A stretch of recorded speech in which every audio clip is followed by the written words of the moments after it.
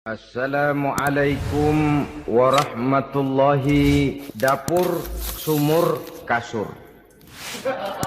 Kasur, sumur, dapur. Seolah-olah wanita terpaut dengan 3 ur itu tadi.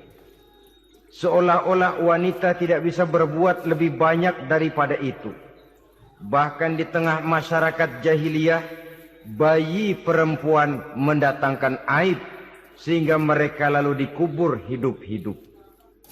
Maka datang Islam dengan tegas mencanangkan satu revolusi yang mengangkat harkat dan martabat kaum wanita. Nabi bersabda, "An-nisa'u imadul bilad. Iza saluhat saluhal bilad, wa iza fasadat fasadal bilad." Wanita adalah tiang negara. Jikalau baik wanita, baiklah negara. Jikalau rusak wanita, hancurlah negara. Dalam berbagai ayat Al-Quranul Karim menjelaskan tentang wanita dan peranannya. Al-Quran bercerita tentang Siti Hawa. Al-Quran bercerita tentang anak perempuan Nabi Adam, Iklima dan Labuda, yang menyebabkan Habil dan Qabil saling berbunuh-bunuhan. Al-Quran menceritakan bagaimana ibunya Nabi Musa mendapat wahyu untuk menghanyutkan anaknya di hilir sungai Nil. Al-Quran bercerita tentang Siti Maryam, ibu daripada Nabi Isa. Al-Quran bercerita tentang 2 putri Nabi Yusuf, yang akhirnya salah satunya menjadi istri daripada Nabi Musa. Pun Al-Quran bercerita tentang Ratu Balkis, seorang wanita yang menjadi penguasa di negeri Sabah, yang demikian besar pengaruhnya dan wawasannya. Dan banyak lagi Al-Quran menceritakan keadaan kaum wanita, sampai-sampai dalam Al-Quran ada satu surah yang dinamakan surah An-Nisa. Ini seluruhnya berarti bahwa Al-Quran telah menempatkan kaum wanita dalam satu posisi yang mulia dan terpuji. Al-Quran memberikan emansipasi, bahwa wanita berhak mengejar kemajuan sebagaimana halnya kaum laki-laki. Tetapi sungguh pun demikian, Al-Quran tetap memberikan batasan-batasan sepanjang emansipasi itu tidak bertentangan dengan kodrat kewanitaan itu sendiri. Kalau persamaan dan kemajuan, kalau emansipasi dan hak asasi sudah tidak sesuai lagi dengan kodrat kewanitaan, pada akhirnya bukan mengangkat harkat dan martabat kaum wanita, justru malah merendahkan derajat dan martabat kaum wanita itu sendiri. Seperti sebagian besar wanita ini, mereka berteriak menuntut tentang persamaan hak, tapi mereka melupa apa batasan daripada persamaan hak itu sendiri. Sesungguhnya Islam dengan segala konsepsinya yang mengangkat martabat kaum wanita itu, memberikan keleluasaan kepada kaum wanita untuk maju bersama laki-laki sepanjang tidak menginjak-injak kodrat kewanitaan itu sendiri.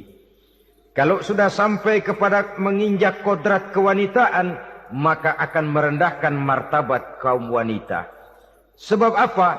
Secara fisik dan psikis, agaknya memang laki-laki sudah ditakdirkan oleh Allah untuk menjadi pembimbing bagi kaum wanita. Walaupun tidak tertutup kemungkinan wanita tampil sebagai pemimpin, tetapi dari segi fisik biologis misalnya, laki-laki itu diciptakan kekar, kuat, untuk memikul dan melaksanakan tugas-tugas yang berat. Sedangkan perempuan pada umumnya adalah lembut, ayu, lemot, denok, geboy, dan lain sebagainya. Maka kalau kita baca sejarah, Allah itu belum pernah mengutus rasul perempuan. Semua rasul laki-laki. Sebab apa? Secara fisik biologis tugas kerasulan lebih dimungkinkan oleh seorang laki-laki. Tugas rasul itu berat. Kadang-kadang perang, dicaci maki, berhadapan dengan ujung tombak, ujung pedang dan lain sebagainya. Makanya seluruh rasul laki-laki, dan Allah belum pernah mengutus rasul perempuan. Dari segi lain, perempuan itu banyak terhalang untuk melaksanakan ajaran agama. Misalnya, 1 minggu dalam sebulan, perempuan itu terkena cuti khusus, mengalami masa menstruasi, tidak sholat, tidak puasa, tidak melaksanakan ajaran agama yang tidak dibolehkan pada saat menstruasi itu. Kalau ada rasul perempuan, lalu saat malaikat akan menyampaikan wahyu, kebetulan rasulnya sedang men. Wah, itu bisa balik lagi malaikat Jibril ke langit itu. Mau turun nyampein wahyu, balik lagi ke atas, ditegur, kenapa balik lagi Jibril? Rasulnya lagi head.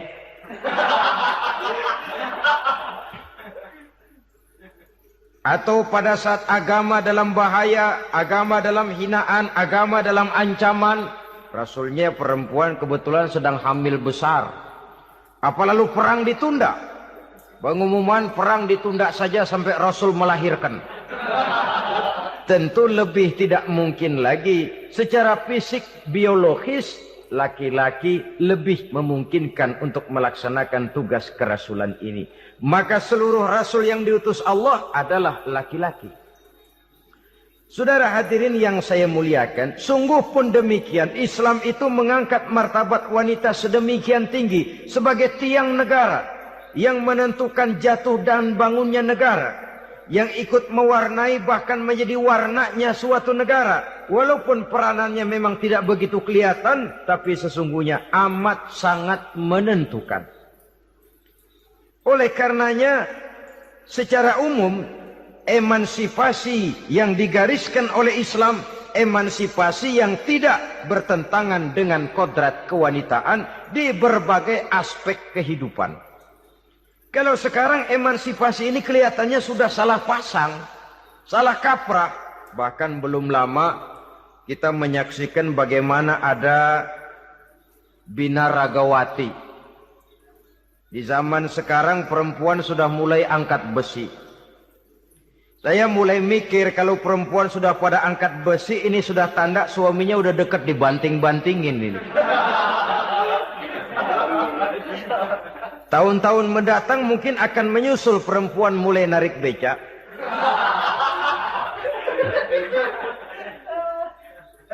Nampaknya kan sudah tidak lagi mengindahkan kodratnya sebagai wanita. Ada olahraga yang hanya pantas dikerjakan oleh laki-laki. Oleh karena itu pada kesempatan ini kita akan mencoba melihat peranan wanita dari berbagai dimensinya. Yang pertama, peranan wanita sebagai istri. Adalah Rasul memilih istri pertamanya Sayyidatuna Khadijah radhiyallahu anha. Kalau pilihan utama beliau pertama kali nikah dengan Siti Khadijah, jelas itu pilihannya bukan karena kecantikan. Kenapa? Beliau nikahi Siti Khadijah dalam usia 40 tahun Khadijah dan 25 tahun Rasul. Statusnya janda pula. Kalau beliau seorang pemburu kembang, pemburu bunga, kenapa mesti nikah dengan janda berumur 40 tahun? Sedangkan beliau waktu itu masih berumur 25 tahun. Apa sasaran utamanya? Bisa kita lihat nanti. Setelah beliau diangkat menjadi Rasul, ternyata Khadijah lebih daripada seorang istri, beliau masuk ke dalam staf Nabi. Orang lain beliau belum beriman, beliau malah beriman lebih dahulu sebagai perempuan pertama yang masuk Islam. Orang lain memusuhi Nabi, beliau malah mengorbankan hartanya untuk membantu perjuangan Nabi.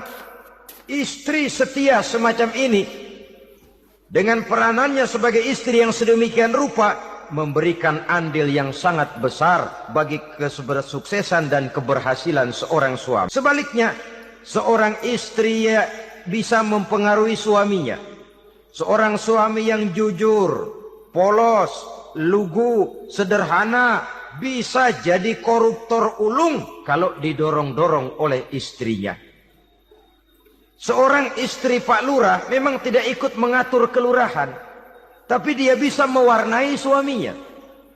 Seorang istri gubernur memang tidak ikut mengatur provinsi, tapi dia bisa mewarnai suaminya. Sepanjang warnanya positif, tentu sangat baik dan sangat diharapkan. Tetapi kalau warnanya negatif, kiamatlah akibatnya umat ini. Oleh sebab itu, peran pertama dari kaum wanita sesungguhnya adalah sebagai istri yang mendampingi suami untuk mengolah dan melaksanakan tugas-tugas besar. Dari seorang yang paling kecil sampai kepada seorang yang punya jabatan paling tinggi sekalipun, pengaruh dan peranan istri memang sangat menentukan. Saudara hadirin kaum muslimin rahimakumullah. Itulah sebabnya Nabi menikah dengan Siti Khadijah. Dan lebih dari itu, sebelum menikah dengan Nabi, Siti Khadijah itu sudah terkenal sebagai pengusaha wanita, business girl kalau bahasa sekarang ini. Bahkan jaringan-jaringan bisnisnya tidak hanya Mekah saja, tidak hanya antar kota, bahkan sudah antar negara. Dari Mekah ke Syam, dari Mekah ke Madinah, dan lain sebagainya. Yang bahkan kita tahu Rasul pada mulanya pun ikut membantu perdagangannya Siti Khadijah radhiyallahu anha ini. Jadi kalau bercermin dari karier Siti Khadijah, boleh saja wanita bergerak di bidang bisnis, asal memang profesi, bukan karena dengan senjata dan modal kecantikan lalu membujuk dan meraih orang sampai telak sehingga bisnisnya berjalan lancar dengan jalan menjual kecantikannya. Tidak, bergerak di bidang bisnis yang memang profesinya di situ. Tidak ada salahnya. Bisa saja perempuan menjadi bisnis girl seperti yang dicontohkan oleh Siti Khadijah radhiyallahu anha ini. Sebab itu kontes-kontesan yang hanya bertitik kepada rupa yang ayu saja, rupa yang cantik saja, sesungguhnya bukan hanya tidak bermanfaat, tapi saya pikir juga sangat tidak mendidik. Yang mengajar anak-anak remaja putri kita untuk berlomba-lomba hidup dalam kepalsuan. Alis mata palsu, hidung pesek dimancungin, palsu, operasi plastik. Alis matanya dikerik, bikin yang palsu. Tai lalat lagi bikin yang palsu. Gincu bibir dimerahin, palsu. Seluruhnya hidup dalam kepalsuan. Akan lebih baik kalau kita ini misalnya mengadakan kontes yang menitik beratkan kepada ketinggian IQ, kecerdasan, kemampuan, skill, keahlian dan kemampuan. Tidak hanya dititik beratkan kepada rupa yang ayu dan cantik semata-mata. Sebab di samping manfaatnya diragukan, juga sangat tidak mendidik buat generasi yang akan datang.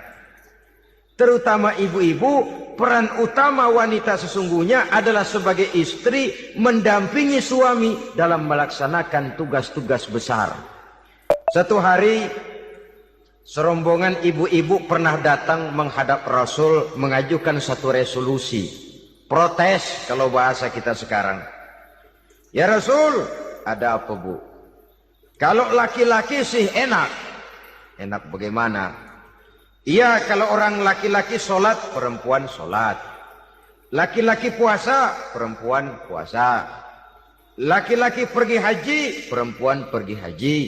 Laki-laki menuntut ilmu, perempuan bisa menuntut ilmu. Tapi kalau laki-laki pergi jihad, perang membela agama, kami perempuan tidak bisa ikut jihad perang di medan pertempuran. Padahal pahala jihad sangat besar dan kami ingin mendapat pahala jihad. Tidak adil kalau begini ya Rasul. Izinkan kami pergi jihad. Ini perempuan di zaman Rasul. Kalau ada kebaikan tidak bisa ikut, rasanya rugi bukan main, lalu protes. Apa jawab Rasul? Beliau senyum. Ibu-ibu jangan khawatir. Walaupun ibu-ibu tidak maju ke medan perang, ada ibadah yang pahalanya sama dengan pahala jihad itu. Apa ya Rasul? Beliau menjawab, jihadukunna fi baitikunna. Jihadnya ibu-ibu, jihadnya kaum wanita adalah di rumah tangganya sebagai istri. Memasak makanan suaminya, mencuci pakaian istrinya, mengasuh, merawat dan membesarkan anak-anaknya, itu seluruhnya bagian daripada ibadah yang pahalanya tidak kurang dengan pahala jihad. Kenapa? Al-Quran itu memberikan sesuatu sesuai dengan kedudukannya. Kalau perempuan pergi perang jihad membela agama, musuhnya laki semua, kayak apa perangnya?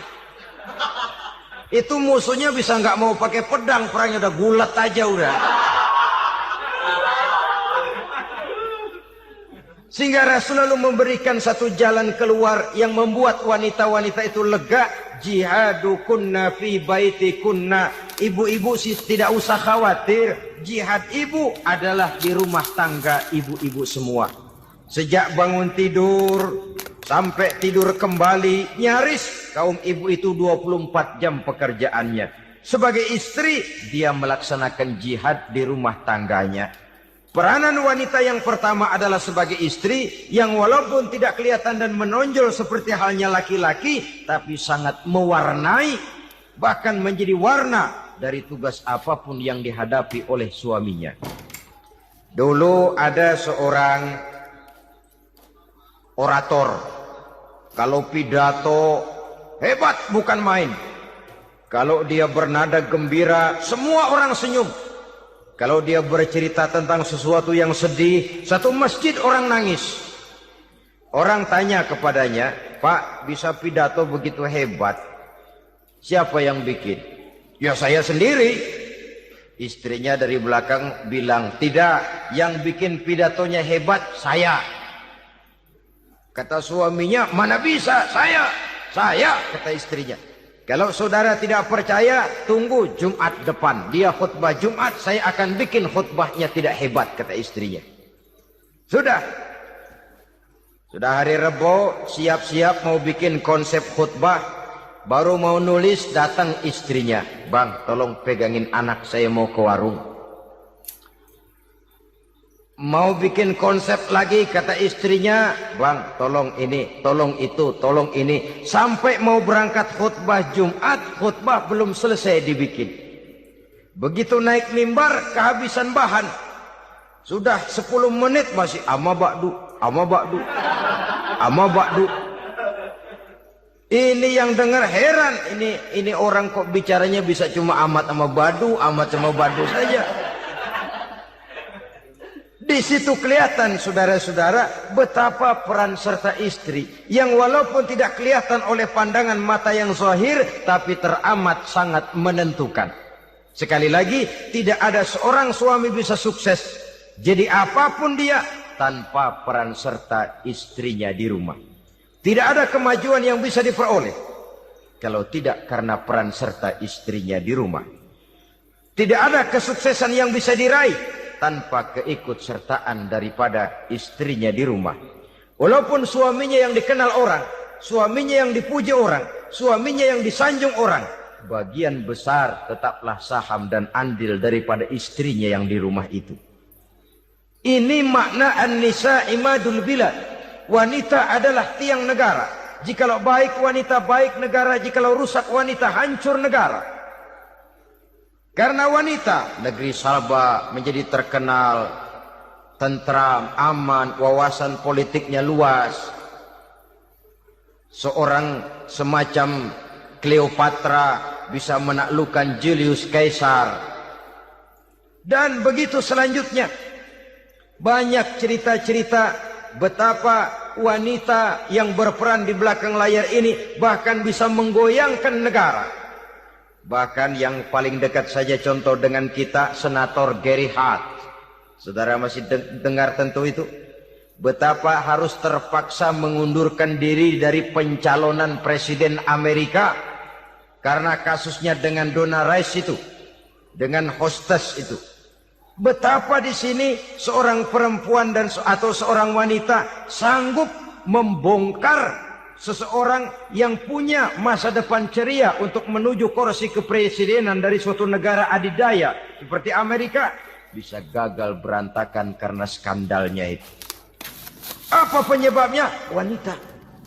Tapi wanita juga bisa menyebabkan menjadi cambuk majunya laki-laki. Wanita juga bisa menghancurkan dan mengubur laki-laki. Saudara hadirin yang saya muliakan, ia memang kelihatannya makhluk yang lemah, tapi di balik kelemahannya itu sesungguhnya dia bisa menelan laki-laki yang bagaimanapun besarnya. Saudara-saudara kaum muslimin rahimakumullah, terutama ibu-ibu yang saya hormati, jadi peranan yang pertama wanita sebagai seorang istri. Yang kedua, wanita sebagai ibu. Ini juga sangat besar pengaruhnya dalam membentuk generasi masa yang akan datang. Bapak, oleh karena kesibukan tugasnya, tentu lebih banyak di luar rumah. Yang nyaris 24 jam di rumah itu ibu. Bagaimana dia merawat anaknya, bagaimana dia menaruh perhatian terhadap anaknya, bagaimana ia melimpahkan kasih sayang kepada anak-anaknya, akan membentuk kepribadian anak dan artinya membentuk generasi yang akan datang. Kalau seorang ibu sudah cuek-cuek saja kepada anaknya, padahal Quran mengatakan al-jannatu tahta aqdamil ummahat, surga di bawah telapak kaki ibu. Hadis ini bisa kita artikan macam-macam. Pertama, anak tidak akan mendapat kebahagiaan tanpa ridho daripada ibunya. Kedua, ibu adalah wanita agung yang harus ditaati. Ketiga, neraka atau surga anak bergantung kepada ibu. Bagaimana dia mewarnai anak. Kalau ibunya cuek-cuek saja sama anaknya, dan sering jadi contoh klasik, kalau anak ayamnya beduk maghrib belum pulang, satu RT dicariin. Hansip diundang, kalau perlu dan Ramil dilaporin. Tapi kalau anak gadisnya jam 12 tengah malam belum pulang, ibu tenang saja bang.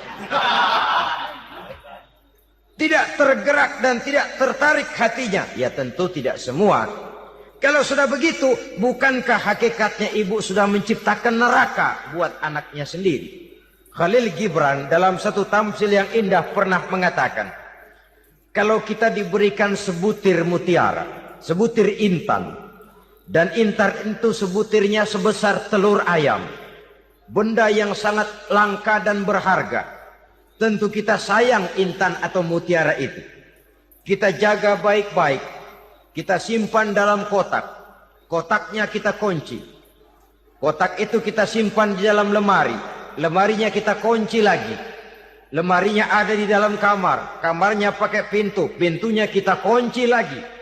Kamar itu ada dalam rumah, rumahnya pakai pintu, dikunci lagi. Kemudian rumahnya pakai pintu gerbang besar, gerbangnya juga digembok lagi. Untuk menjaga intan itu jangan sampai hilang, begitu usaha kita berlapis-lapis. Dan intan itu sudah diberikan kepada kita, kata Khalil Gibran. Apa dia? Anak-anak yang diamanahkan Allah kepada kita. Itu intan-intan mahal. Itu mutiara-mutiara pilihan yang dititipkan dan diamanahkan untuk kita jaga sebaik-baiknya. Haruskah dia sia-sia di tangan kita? Haruskah dia merana jatuh di tangan ibu yang tidak punya tanggung jawab? Saudara hadirin yang saya muliakan, oleh karenanya peranan sebagai ibu ini sangat menentukan bagi pembentukan generasi yang akan datang. Salah ibu mengarahkan anak, akan lahir generasi mendatang yang tidak kita harapkan. Sehingga Nabi bersabda, kullu mauludin yuladu 'alal fitrah fa abawayhi yuhawwidanihi aw yunassiranihi aw yumajjisanihi. Setiap bayi dilahirkan dalam keadaan suci, setiap bayi dilahirkan dalam keadaan bersih, tidak punya dosa. Islam tidak mengenal dosa warisan. Semua saja bayi lahir dalam keadaan suci dan bersih.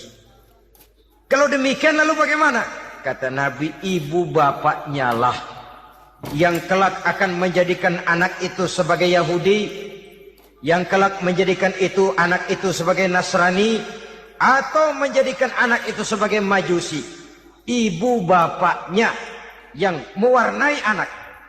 Ibaratnya anak itu kertas putih, mau ditulis tinta hijau warnanya hijau, mau ditulis tinta merah warnanya merah, mau ditulis tinta hitam pun warnanya hitam.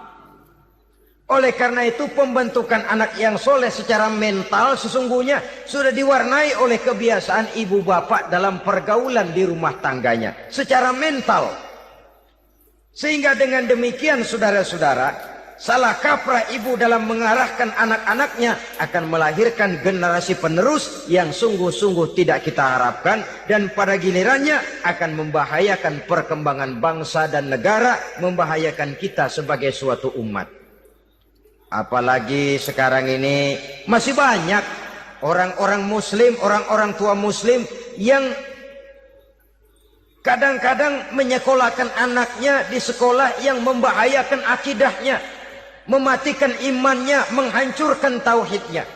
Pokoknya asal bonafid keluar sekolah ada jaminan lapangan kerja, perkara anak mau kafir mau murtad bukan urusan. Alangkah ironi dan sangat menyedihkan.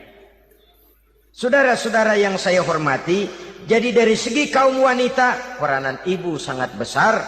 Dari segi anak, ketaatan kepada ibu, doa restu ibu akan membawa kepada kebahagiaan hidup.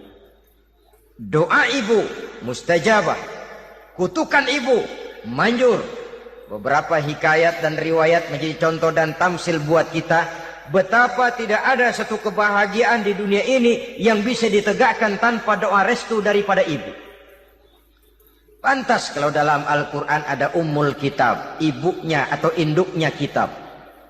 Tiap negara punya ibu kota, bapak kota tidak ada. Lalu lagi wawasan Nusantara disebut ibu pertiwi, bapak pertiwi kemana tahu. Saudara hadirin yang saya muliakan, lalu dalam peringatan hari-hari besar nasional ada yang namanya Hari Ibu. Hari bapak nggak pernah diperingati. Ada Hari Ibu, dan ibu itu pun ada Ibu Kartini, ada Ibu Dewi Sartika, dan macam-macam lagi yang seluruhnya merupakan refleksi dan gambaran betapa peranan kaum wanita di dalam kehidupan ini yang memang banyak mewarnai dan menjadi warna dari suatu kegiatan. Saudara-saudara kaum muslimin rahimakumullah, apabila yang pertama tadi kita melihat peranan kaum wanita sebagai istri, betapa ia berpengaruh besar dalam ikut menunjang keberhasilan dan kesuksesan suaminya. Kemudian pada peranannya yang kedua, wanita sebagai ibu di rumah tangga, betapa ia ikut membentuk, mempengaruhi, mewarnai dan membimbing kepribadian anak sebagai generasi penerus.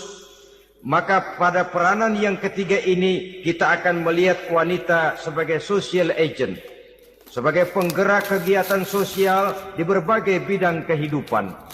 Apakah itu bernama majelis taklim, apakah itu bernama perkumpulan dan yayasan-yayasan kemanusiaan, organisasi-organisasi yang bergerak di bidang pendidikan, bahkan di zaman sekarang bukan hanya menjadi penggerak sosial, bahkan sudah banyak kaum wanita yang menggerakkan satu bangsa.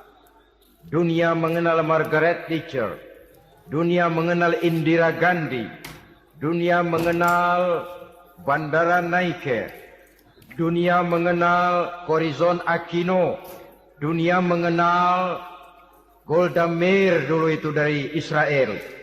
Dunia mengenal Imelda Marcos yang ambisius, tapi yang kemudian melangkah kepada jalan yang negatif dari tujuan semula. Ini bukan hanya sekedar social agent, tapi bahkan sudah mengarah kepada menggerakkan dan mewarnai suatu bangsa. Islam membuka pintu ke arah itu. Wanita duduk dan berfungsi sebagai social agent, mengurus berbagai macam perkumpulan yang bertujuan kepada kebajikan, menyantuni yatim piatu, memelihara kesehatan, menyayangi binatang, memelihara kelestarian lingkungan dan lain sebagainya. Islam membukakan pintu sepanjang peranan sebagai istri dan sebagai ibu tidak diabaikan. Ini sebab yang utama, salah seorang perempuan, kaum wanita, kalau terlalu aktif berorganisasi, terlalu aktif bermasyarakat, terlalu aktif dalam berbagai macam perkumpulan, lalu melupakan tugas utamanya sebagai istri dari suaminya, sebagai ibu dari anak-anaknya. Ibu asik rapat sana, rapat sini.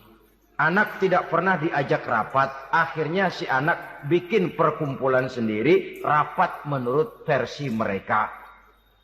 Sehingga akibatnya yang timbul anak merasa kurang diperhatikan oleh ibunya. Ngaji bagus, tapi kalau sepanjang hari ngaji saja, suami pulang mau makan tidak ada makanan, mau berganti pakaian belum lagi diteriska pakaiannya, tentu ini melupakan fungsi yang utama. Kegiatan sosial, kegiatan di organisasi adalah jadwal kegiatan setelah fungsi sebagai istri dari suami, sebagai ibu dari anak-anak dilaksanakan dengan sebaik-baiknya. Bukan tidak baik ngaji, kalau dari ngaji ke ngaji saja. Bangun tidur ngaji. Jam 7 ngaji, berangkat jam 11. Sholat zuhur berangkat ngaji lagi, pulang sore, malam ngaji lagi. Suami tidak terurus, anak-anak pun terbengkalai, rusaklah rumah tangga. Dan bukankah satu bangsa terdiri dari satu tatanan masyarakat? Dan tatanan masyarakat yang paling kecil bernama keluarga. Keluarga merupakan unit dari masyarakat, unit yang terkecil. Dan keluarga terdiri dari pribadi-pribadi yang merupakan bapak, ibu, dan anak-anak. Sehingga masyarakat bangsa yang baik terdiri dari masyarakat yang baik. Masyarakat yang baik tersusun dari keluarga-keluarga yang baik. Dan keluarga yang baik akan muncul dari pribadi dan individu yang baik. Pribadi dan individu yang baik yang sadar mana kewajiban yang primer, mana kewajiban yang sekunder. Sebagai social agent, dia lalu mawas diri dengan tetap mempertimbangkan kodrat kewanitaannya itu tadi. Saya ikut prihatin kalau ada perempuan main sepak bola. Dan saya yakin betul kalau perempuan main sepak bola, yang nonton pasti bukan nonton bola. Ya mungkin bola juga, tapi bola yang mana? Itu wallahu a'lam. Ya dicari olahraga yang sesuai dengan kodrat kewanitaan begitu. Dicarilah olahraga yang sesuai dengan kodrat kewanitaan. Sepak bola sudah maju, ya belakangan saya katakan tadi muncul lagi wanita angkat besi.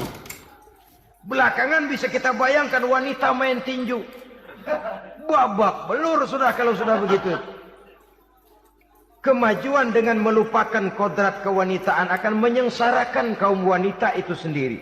Silahkan maju menjadi social agent, menjadi penggerak di masyarakat. Para istri Rasul bisa kita jadikan satu figur. Siti Khadijah, figur sebagai istri pendamping. Yang setia, dikala suaminya bingung, ia tampil memberikan pandangan. Dikala suaminya bingung, ia memberikan tanggapan. Dikala suaminya dimusuhi orang, ia menampakkan kesetiaannya. Kau tidak sendiri bang, aku di sisimu. Dikala jiwanya gelisah ketika pertama kali menerima wahyu berhadapan dengan malaikat Jibril, Khadijah yang menghibur. Kalla ma yukhzikallahu abada. Tidak apa-apa bang, Allah tidak akan menyusahkan kau untuk selamanya. Tenang sajalah, tenang. Abang orang baik-baik, Allah tidak akan menyengsarakan abang. Peran sebagai istri. Dan Rasul mantap. Sehingga bertahun setelah Khadijah wafat, selalu terkenang dan dikenang oleh Rasul. Pernah satu saat beliau itu seperti orang melamun. Aisyah tanya, kok seperti ngelamun bang? Iya kata Rasul, saya seperti mendengar suara terompahnya Khadijah di surga. Padahal Khadijah sudah lama wafat. Aisyah mendengar itu rada sedikit manyun. Kata Aisyah, bang cukup sekali ini saja, jangan sebut-sebut lagi nama itu ya. Cemburu rupanya. Ya soal cemburu sih nggak bini Nabi, nggak bini kita, namanya cemburu. Perempuan mesti ada. Apa jawab Rasul? Ya Humairah, Aisyah, Haruskah saya melupakan seseorang yang dikala orang lain memusuhi saya, dia mati-matian membela saya. Dikala orang lain mau membunuh saya, dikorbankan hartanya untuk membantu perjuangan saya. Mestikah saya melupakan orang yang begitu baik? Tidak, Aisyah. Sepanjang nafas masih ada, sepanjang itu saya tidak akan bisa melupakan Khadijah sayang. Peran sebagai istri Khadijah ini. Peran sebagai istri. Suaminya bingung, istrinya memberikan hiburan. Kadang kan tidak, suami bingung, istri bingungan lagi. Ya sudah, mari ramai-ramai kita bingung sudah. Bukan mencari jalan keluar, yang sudah bingung malah ditambahin bingung lagi. Saudara hadirin yang saya hormati, lalu figur Siti Aisyah, muda, cantik, kreatif, cerdas. Kalau bahasa sekarang barangkali wanita karier ini. Ini figur-figur loh. Jadi punya keistimewaan masing-masing, sehingga ada pilihan. Ya tentu orang mencari istri itu kan karena ada dasar pilihan.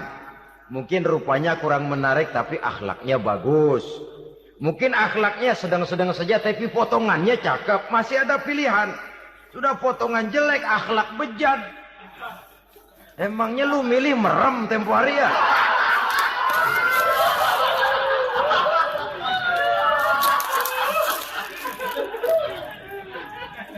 Sudah nggak ada pilihan apa-apa. Lalu ada istri yang punya keistimewaan karena sifatnya yang sabar. Ada yang wataknya itu pemurah. Ada yang sifatnya itu belas kasih. Pendeknya dari istri-istri Rasul kita bisa menemukan figur-figur wanita teladan.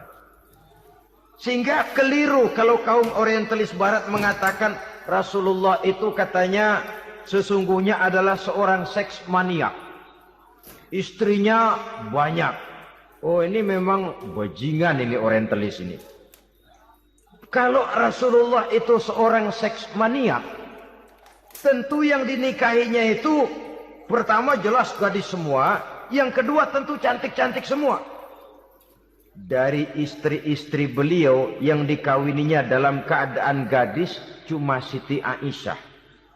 Selebihnya janda. Apa pertimbangannya? Menyantuni yatim-yatimnya. Mengayomi janda-janda yang ditinggal suaminya gugur di medan perang. Untuk memperkuat keimanannya. Itu pilihan utama Rasul. Kita sekarang ini ya ngakunya seikut sunnah Rasul. Cuma sunnahnya urusan kawin melulu. Ada duit sedikit, kawin maning, kawin maning. Ditanya orang kenapa kawin melulu, sih mas sunnah Rasul. Bukan main. Kalau sudah urusan kawin pahlawan betul sunnah Rasul. Padahal kawin lagi dalam Islam itu sungguh pun boleh tapi tidak diperintah. Tidak diperintah, memang cuma boleh. Itu kalau dalam pesawat itu cuma semacam emergency exit lah ya. Yang tidak boleh sembarang waktu bisa dibuka. Kalau memang sanggup berlaku adil, tafadhol. Kalau tidak, satu juga nggak habis. Lagian saya kira perempuan itu kan cuma perbedaan rupa saja. Perbedaan selera saja. Seperti singkong dengan sate. Bedanya kan cuma di tenggorokan. Kalau sudah masuk ke perut, kenyangnya kan sama. Perempuan cuma berbeda dalam selera. Rasanya barangkali ya. Barangkali.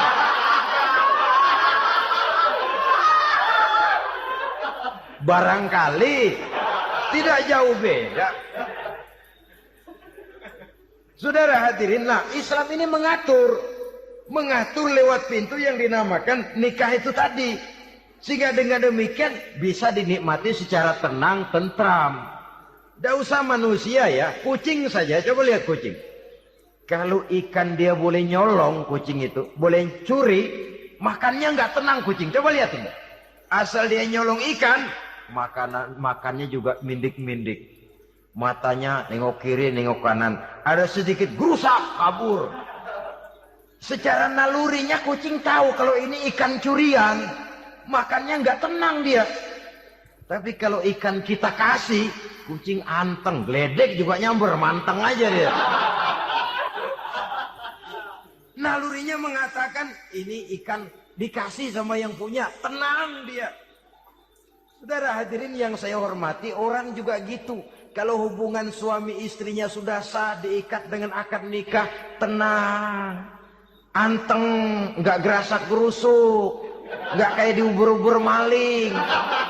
Anteng aja, dan yang ngintip juga gua cuek aja udah. Biarin aja dia ngintip, capek sendirilah.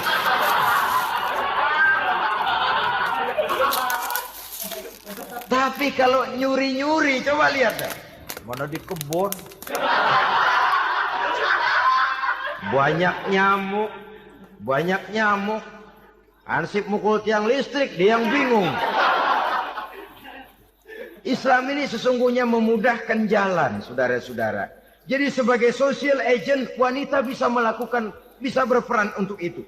Apalagi untuk hal-hal yang menyangkut wawasan kemanusiaan, di mana kaum wanita karena emosinya lebih tinggi daripada kaum wanita laki-laki, dia sangat peka terhadap masalah-masalah yang menyangkut kemanusiaan. Hatinya mudah tergugah, perasaannya cepat terenyuh. Dengan penderitaan dia cepat tergugah. Dia bisa menjadi social agent tanpa harus melupakan fungsi utama sebagai istri dan sebagai ibu dari anak-anaknya, sebagai istri dari suaminya. Saudara hadirin yang saya muliakan, dahulu Al-Quran pernah menceritakan betapa istri-istri pembesar di istana mewah di zaman Nabi Yusuf, kalau istilah sekarang nyonya-nyonya jet set, nyonya-nyonya VIP, betapa mereka mau memporak-porandakan keimanan seorang pemuda seperti halnya Nabi Yusuf alaihi salam. Dan Nabi Yusuf kemudian ternyata tidak mau jadi gigolo yang kerjanya hanya menyenangkan wanita-wanita jet set kelas VIP ini tadi. Sesungguhnya ini cuma satu simbol yang kejadiannya bisa saja terjadi pada zaman modern dalam versi dan kondisi yang berbeda. Namun bagaimanapun juga wanita dengan peranannya sebagai social agent, sebagai penggerak masyarakat, sangat besar pengaruhnya dalam ikut mewarnai perkembangan suatu negara. Seorang suami perlu memberikan dorongan kalau istrinya aktif di bidang sosial. Asal dengan catatan saja, fungsi sebagai istri, fungsi sebagai ibu, jangan sampai terlantar karenanya. Bahkan saya katakan tadi, di zaman sekarang wanita tidak lagi hanya berfungsi sebagai social agent, bahkan sebagai national agent, penggerak dari satu bangsa. Muncul wanita-wanita yang jadi menteri, yang jadi anggota DPR, bahkan yang jadi kepala desa dan lain sebagainya. Secara umum memang ar-rijal qawwamuna 'alan nisa. Laki-laki adalah pembimbing bagi kaum wanita karena kelebihan fisik biologis, kelebihan kemampuan intelektual dan lain sebagainya. Namun wanita pun boleh saja menjadi social agent sepanjang catatan yang saya sampaikan tadi. Jangan sampai melupakan kodrat kewanitaan, jangan sampai mengalahkan fungsi sebagai istri dari suaminya, sebagai ibu daripada anak-anaknya. Nah, kemudian fungsi yang keempat di bidang ilmu pengetahuan.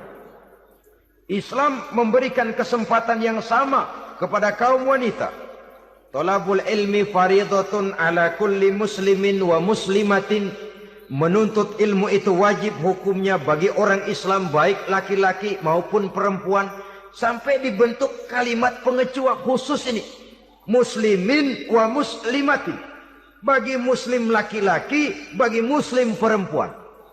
Dan alhamdulillah, kalau dulu di zaman Raden Ajeng Kartini, nasib perempuan berada di balik pintu yang digembok rapat-rapat. Siklusnya berputar cuma sumur, dapur, kasur. Kasur, sumur, dapur. Dapur, sumur, kasur. Melingkar di situ satu saja peranan kaum wanita. Memberontak jiwa Raden Ajeng Kartini.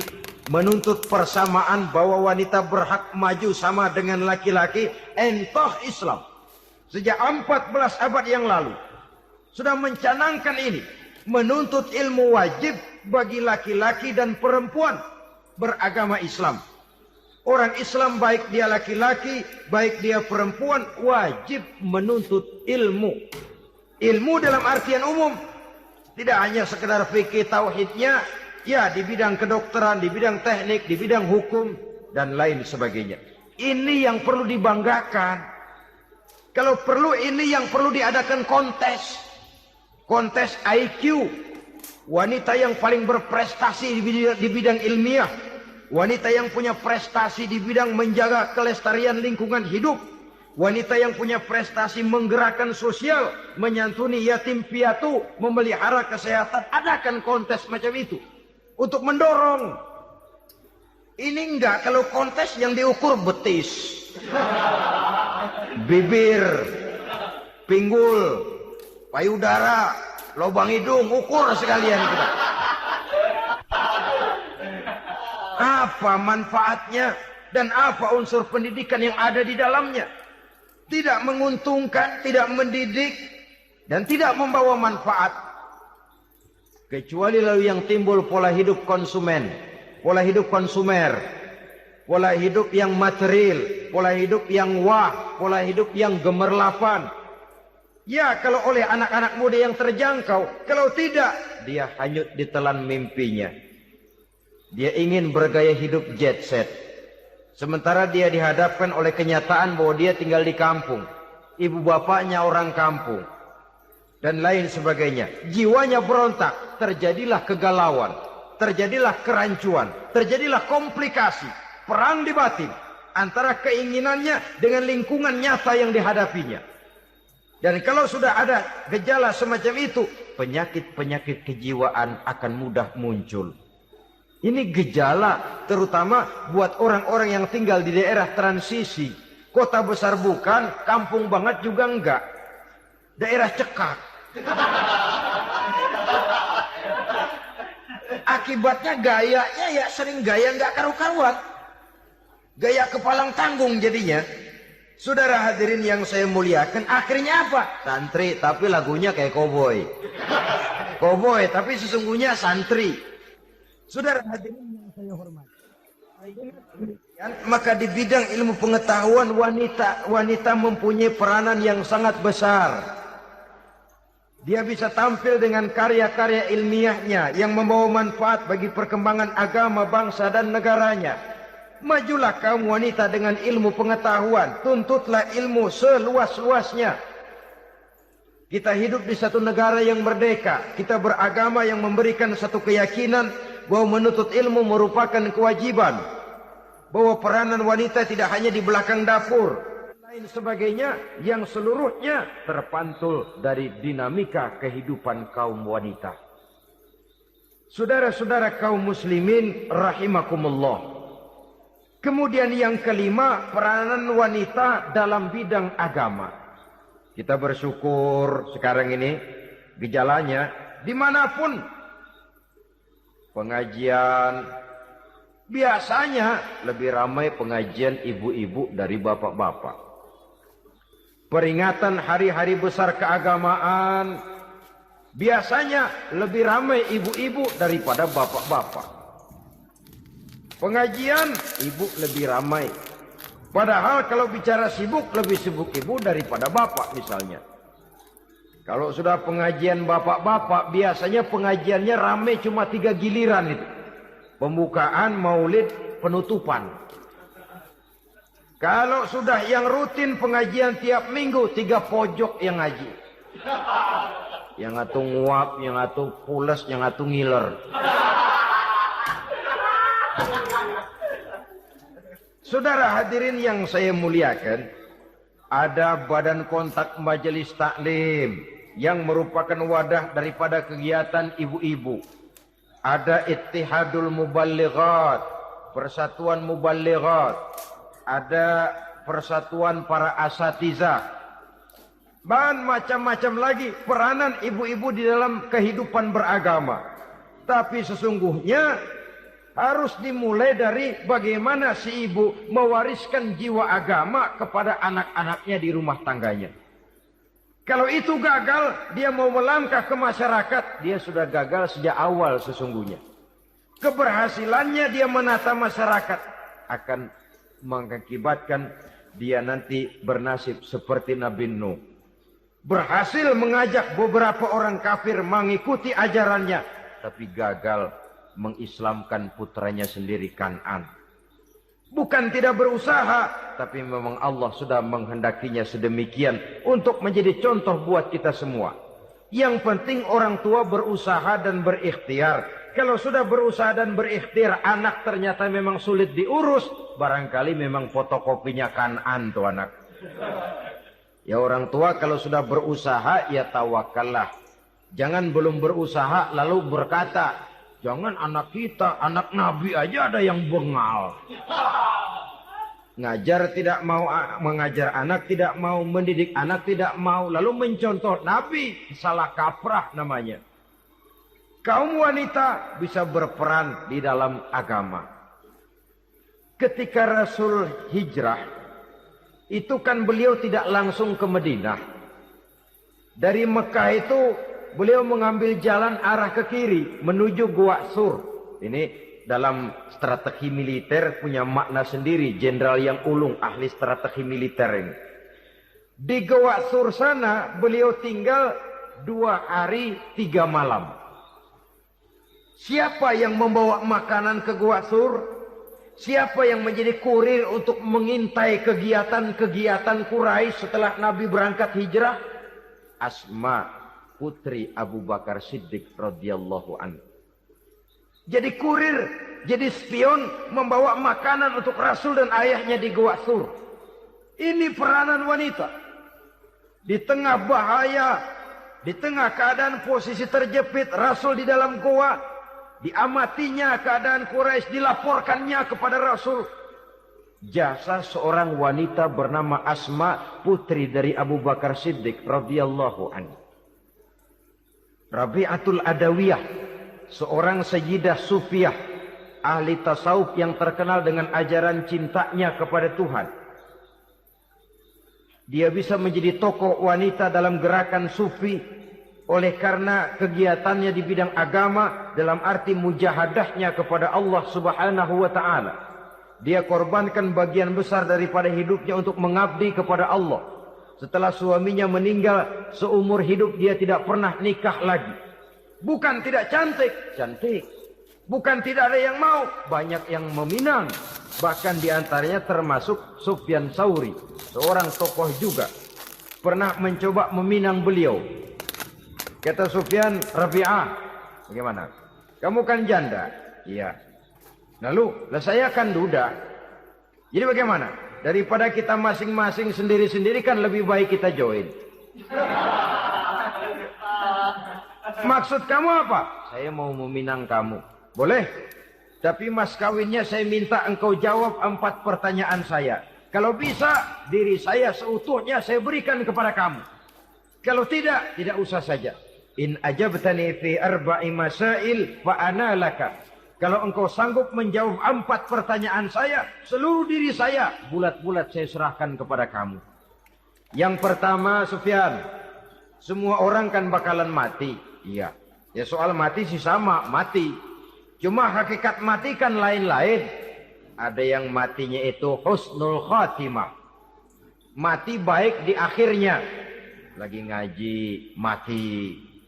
Lagi baca Quran, mati. Lagi sholat, mati. Lagi dengar ceramah, mati. Lagi sodako, mati. Itu mati-mati yang su'ul khatimah. Ada yang mati itu, mati yang husnul khatimah maksud saya. Ada mati itu yang disebut su'ul khatimah. Jelek di penghujungnya. Lagi nyekek botol. Mampus. Lagi banting kartu. Plak, plak. Habis. Lagi makan riba, mati. Lagi zina, mati. Lagi nipu, mati. Kira-kira kalau saya nanti mati, su'ul khatimah apa husnul khatimah? Loh, saya nggak tahu, kamu mati saja belum. Tidak bisa kamu jawab, tidak bisa. Yang kedua, setelah mati kita masuk ke alam kubur. Di kubur kita akan dapat nikmat kubur atau azab kubur. Hari itu kira-kira saya dapat nikmat apa dapat azab? Saya tidak tahu.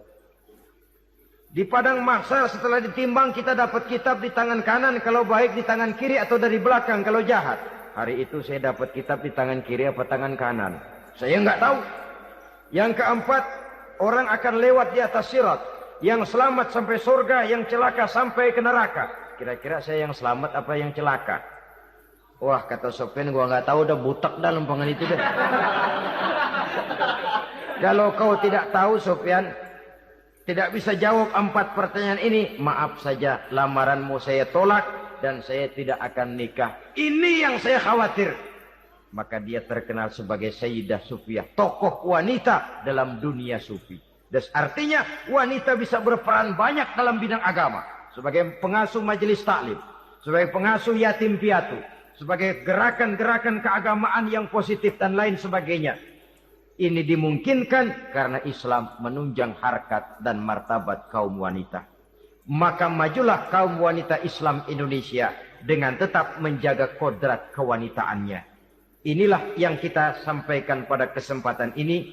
Terima kasih atas segala perhatian. Mohon maaf atas segala kekurangan.